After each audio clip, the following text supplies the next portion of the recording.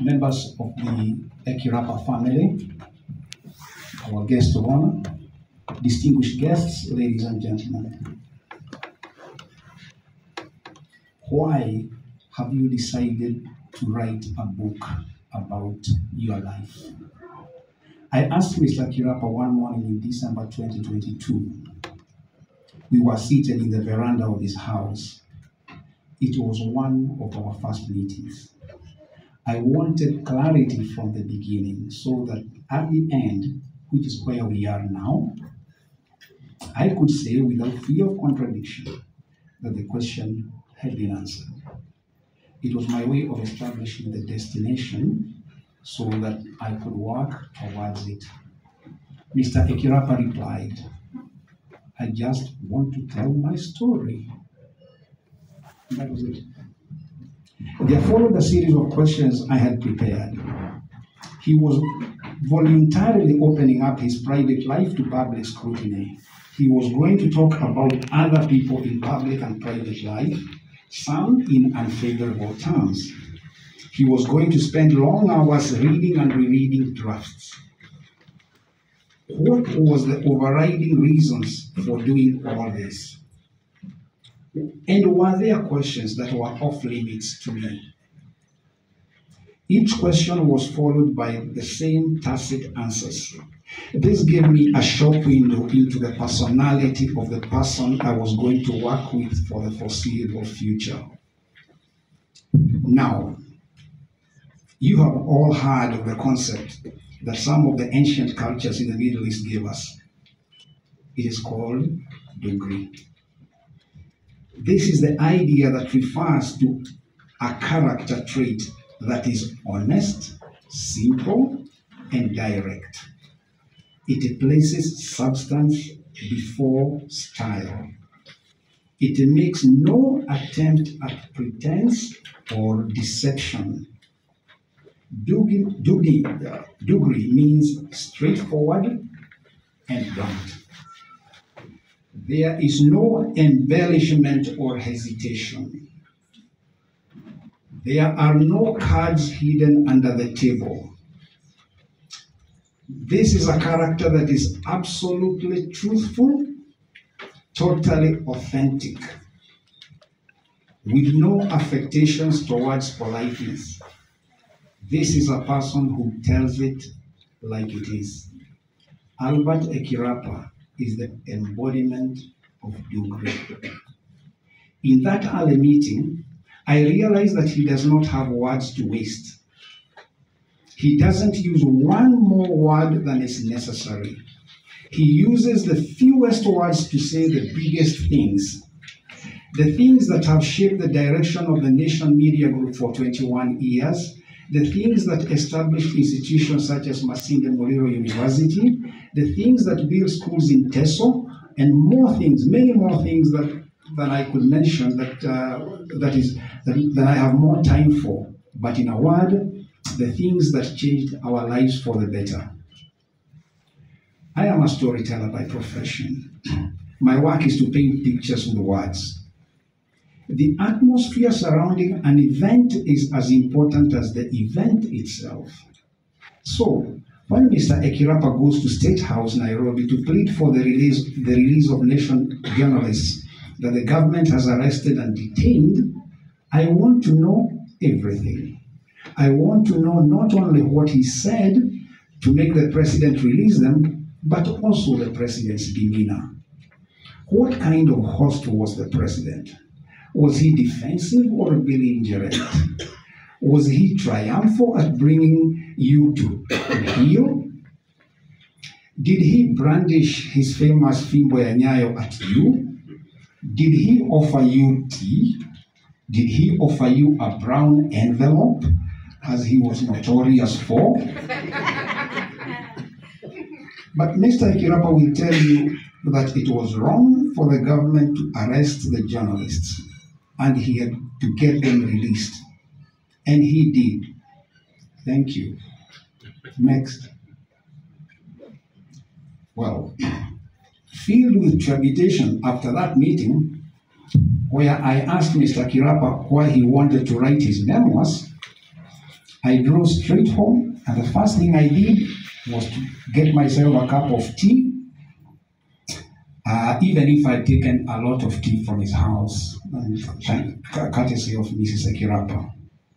I next went to my study and pulled a copy of the book Journalism for the Nation by Bob Hitchcock. Mr. Ekirapa, you remember Bob Hitchcock, the trainer that you brought us in 1982? Yes, he did a very, very good job and left us a very good working manual, Journalism for the Nation. Why did I need it? I went to the chapter, Getting the Best from an Interview. The chapter's subtitle is Toughness and Charm. I thought charm, probably I could try, but toughness, help me God. Fortunately, as time went by, Mr. Ekirapa and I gelled. We got into the spirit of things. And what a story he had. This is the story of the village boy born in Teso in 1935, who clearly inherited the tough genes of his grandfather, Bombom, a World War I veteran, and the financial acumen of his mother, Akacho. Traits that would define him throughout his life. It is the story of the boy who scaled the heights of public service and corporate life, but never allowed the village to leave him. He succeeded in almost everything he applied himself to, yet he remains blood and bones Teso. He was an A student who missed Makerere University because places were only so many for qualified applicants. But A's have been his life signature. He was born in a church compound in Angurai, A. In Amagoro, A. And of course, he is triple A, Alexander Albert Agre Ekirapa. His ambition drove him to adopt notable historical figures as his role models and give himself their names. But he was careful to ensure that his children carried authentic Teso names. Ebukule, Odeke, Akacho. Very beautiful Teso names. Throughout his story, we see the coming of the white Christian missionaries and their establishment in his birthplace in the 1930s. He goes to school and comes of age before Kenya's independence. He becomes one of the educated Africans to take over from the departing British colonialists. In fact, he heads the new government's Kenyanization Bureau, which the guest of honor referred to here. He told me he could have stayed in the civil service until his retirement, were it not for the creeping Malays that we now know to be full-blown cancer, tribalism, and patronage. So he left to work for the private sector, soon to become executive chairman of the Nation Media Group. He headed a plethora of companies under the umbrella of the Aga Khan network, and he had time for charity work. And then, politics. It is not my intention here to spoil your appetite for his story, so I will leave it at that. But I must note that he made his fortune, such as it were, while not in government, but while out of it. Those days, as we all know, these days, as we all know, people go into public service to make money and not to serve. It turns Mr. Ekirapa's stomach. I have spoken to many people while writing this story, and the running thread among all of them is his integrity and thick moral backbone. This is the story of a man who has led a very active life. He is 90 years old. Do I have a chapter I particularly like? No. All of them have their own different and interesting narratives. But if I was forced to pick one, I would choose the family section where Mr. Ekirapa's children and his wife Margaret are writing about him.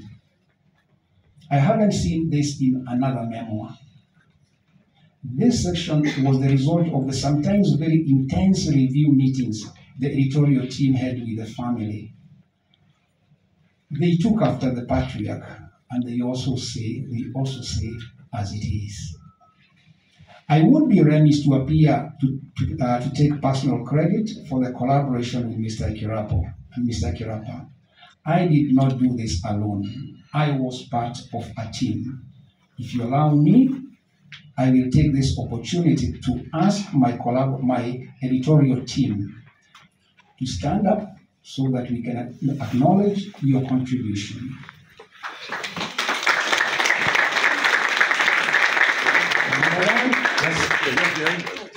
That is Lydia Gachuhe. She also happens to be my daughter. She handles our administration. That's Ben Shiholo. He was our editor. And Robert Bisio, a fellow writer. Thank you very much. There is a haunting tinge to this story that never leaves my mind. EcoCom. EcoCom is this large, powerful African eagle that reigns over the skies in Teso. There are bronze sculptures of EcoCom in Mr.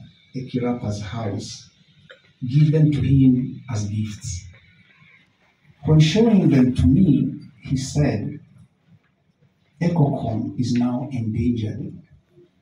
People have degraded the environment and destroyed the bird's natural habitat. End of quote. It's terrible for the bird EcoCom, I thought. But even worse for us is the endangered ethos of honest public service, which Mr. Ekirapa embodied and which comes through the pages of this memoir.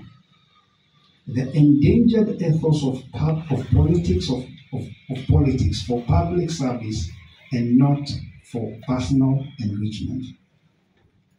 It seems as if with the withdrawal of Mr. Ekirapa's generation from the political scene, we must now resign ourselves to a politics that is all showbiz, spectacle, and no substance.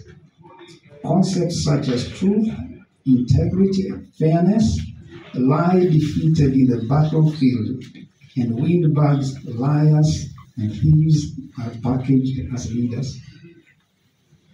EcoCom, the bird, is endangered. But when I go through the pages of this memoir, why do I fear that it is the very soul of our country that is endangered? It has my singular honor and privilege to collaborate with Mr. Ekirapa and his family on this project. It is my joy to join this esteemed audience in marking its release to the public. I urge you all to buy this book and to read it. The last word I reserve for Mr. Ekirapa. EcoCom, the project we started in December 2022 has ended successfully. What can I say to you? First is to thank you for trusting me to be your collaborator. Second is to marvel at the arc of your journey.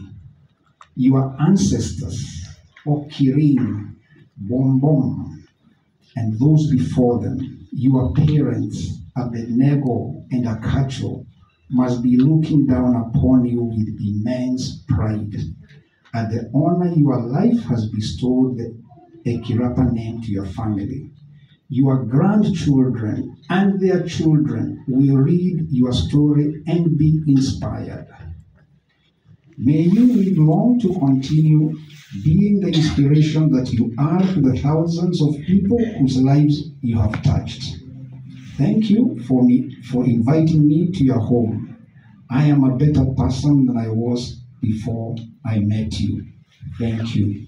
Thank you.